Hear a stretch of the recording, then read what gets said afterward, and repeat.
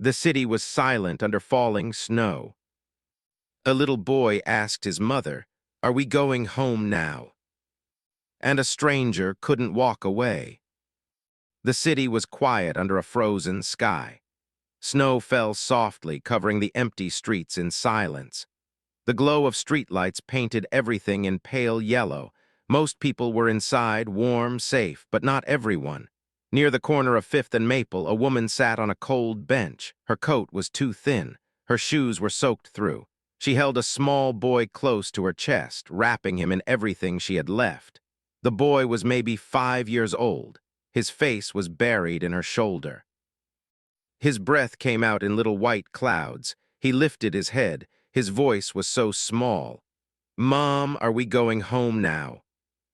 She didn't answer right away.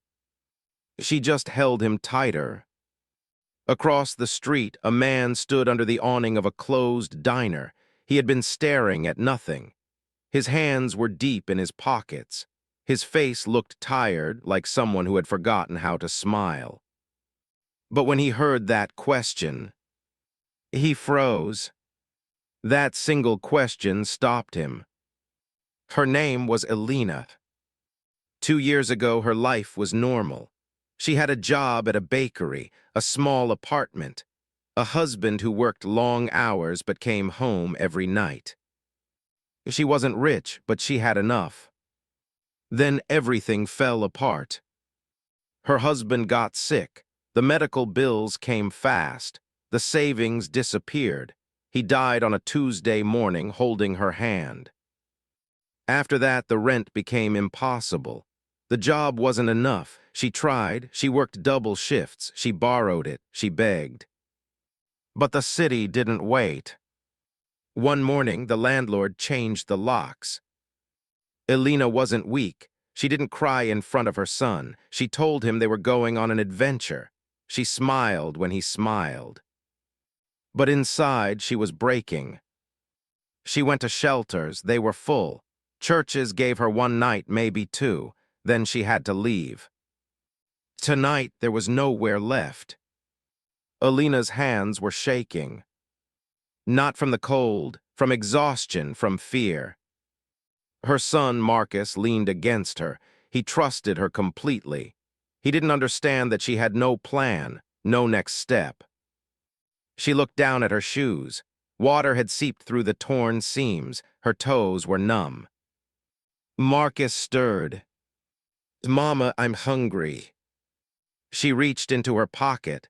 2 crumpled dollar bills, a few coins. Not enough for a meal, maybe enough for a snack. "Soon, baby," she whispered. "Soon." But she didn't know when. The bus stop bench felt like the edge of the world. His name was Daniel. He owned a small auto repair shop on the east side.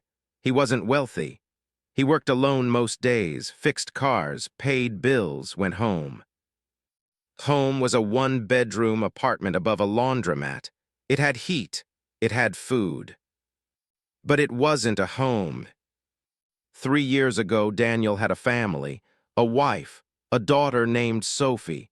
She was 7 when the accident happened. A drunk driver, a rainy night, gone in seconds. His wife left him a year later. She said she couldn't look at him anymore. Too much pain in one room. So Daniel became quiet. He worked, he ate, he slept. He forgot what it felt like to matter. Tonight, he had been walking home from the shop. He saw the woman and the boy on the bench. At first, he kept walking. But then he heard the boy's voice. "Mom, are we going home now?" Daniel stopped. He turned around.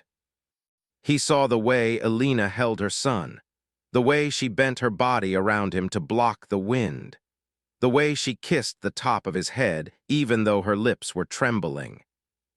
It was the same way his wife used to hold Sophie. And something inside him cracked open. Daniel walked slowly toward the bench. Elina saw him coming. Her body went stiff. She pulled Marcus closer. It's okay, Daniel said quietly. He stopped a few feet away. I'm not here to bother you. Elina didn't say anything. Daniel crouched down so he wasn't standing over them. There's a diner 2 blocks from here, he said. It's still open, warm inside. I was gonna grab some coffee. You and your boy, you're welcome to come. No strings, just warmth. Elina's eyes searched his face, looking for danger, for lies. But all she saw was tired kindness. I don't have money, she said. I'm not asking for any, Daniel replied. Marcus peeked out from under his mother's arm. His eyes were big and curious. Can we, Mama? Elina hesitated. Then she nodded. Inside the diner, the air was warm. The smell of coffee and toast filled the space. A few late-night customers sat scattered in booths. Daniel ordered soup and sandwiches. He didn't ask, he just did it. Marcus ate quickly, his small hands gripping the spoon like treasure. Elina ate slower.